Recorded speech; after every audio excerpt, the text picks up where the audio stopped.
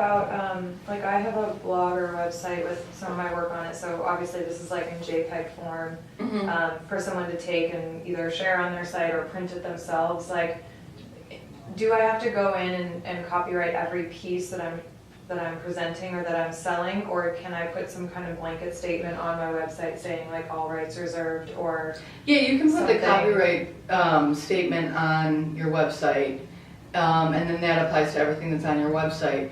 In terms of the actual pieces, you can copyright those as a collection. Okay. So collection 2018, whatever you want to call it, and then put all the pieces in there.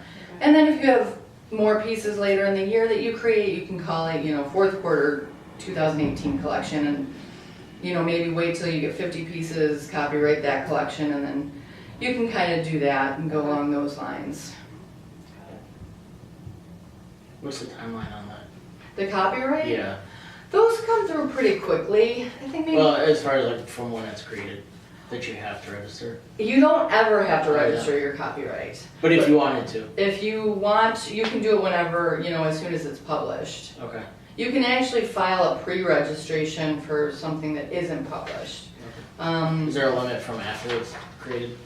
No, you can file that whenever you want. If you need to sue somebody, you need to have it registered before the lawsuit. Okay. So you don't really, so if it's something that you really do want to protect, you kind of don't want to be scrambling at the last minute. But it's a strange area of law. Is it retroactive? Like if you wrote it in 1998, but then you register it this year because you notice somebody might be in on your...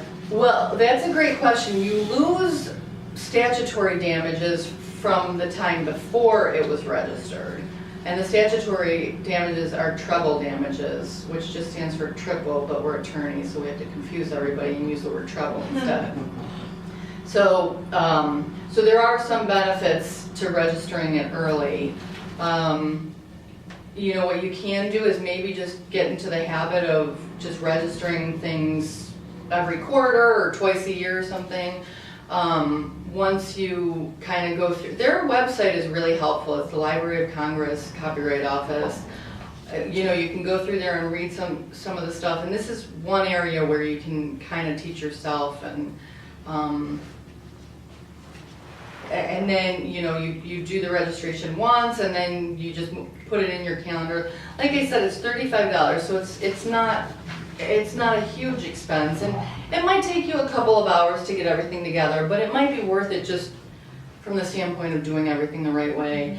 And the other thing is that, then you've got a copyrighted portfolio that you might be able to sell to somebody. Those copyrights actually last the life of the author and then 70 years, so it's actually something that you can pass down to somebody else, when you die.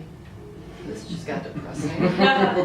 But it is something that could go into your estate, and you never know, maybe you're famous and then you've got these really powerful copyrights, copyright registrations, or after you die people realize how great your work was now that you're gone, and then so it could end up being something valuable.